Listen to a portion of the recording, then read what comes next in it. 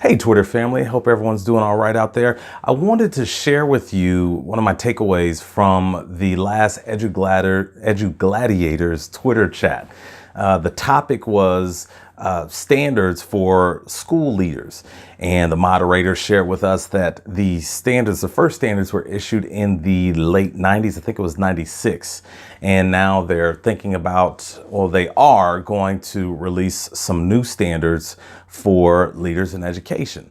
And it was very interesting because I was thinking about, those standards, and I was thinking about, what I see every time I get on Twitter and I interact with wonderful leaders, passionate leaders and teachers just around the country, around the world. And one of the things that I see pop up a lot, and myself as well, is just we lament the existence of top-down authoritative thinking and decision-making within education. And what's really interesting is that nowhere can that be found in the standards that were released in the late 90s. And so it reminds me of like a politician. Politicians, they are masters at saying the right things during the election season, but once they get the job, many times, perhaps not, if not all the time, it just seems like what was said before the election and then what's done after the election, those things don't quite line up. And so that part is definitely very troubling, because my reason for getting in education is that I want to help break the cycle of poverty and inequality that exists. And I believe that education is the way.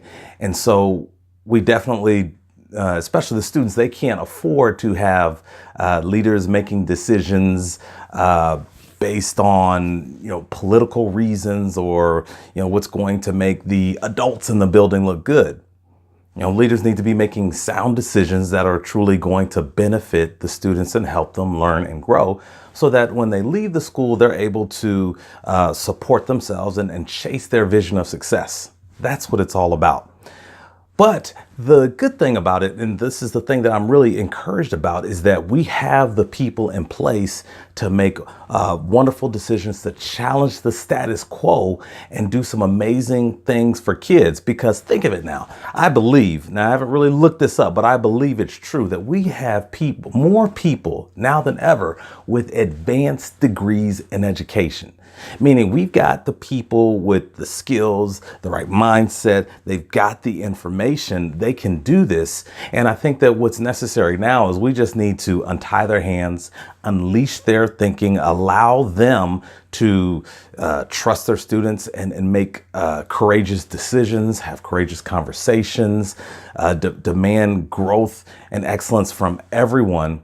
And then I think what we'll find, if we do that, we'll find that, wow, our students can do some amazing things. And then we'll actually be able to see the results of that, because we've untied the hands of our wonderful leaders who are in place, who I know that they can do some amazing things. And so definitely we need standards. You have to have standards in order to make sure that we're ordaining people to lead the buildings effectively. But once they get into the job, we need to unleash their thinking, allow them to assess the situation, assess the needs of our students, and make those necessary adjustments. And so that's what fills me with a lot of hope. And that's one of the things that I'm fighting for. And that's why I'm in education. So I'd love to hear from you. Want to hear what you think about that. EduGladiators is that's the Twitter hashtag, and have some wonderful conversations every Saturday morning. So I invite you to be a part of that. Well, think about that and have a wonderful day. Thanks for listening. Bye.